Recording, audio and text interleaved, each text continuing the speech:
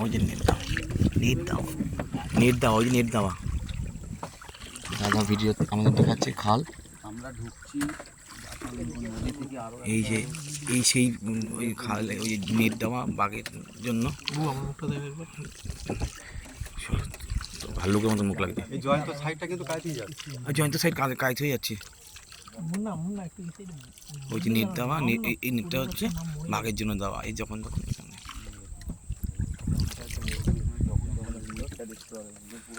বাবা রে, ওই যে নেটটা দেওয়া। ক্যামেরা লাগানো নাকি? নীলগাম একটা বোতল ছিল, না না বোতল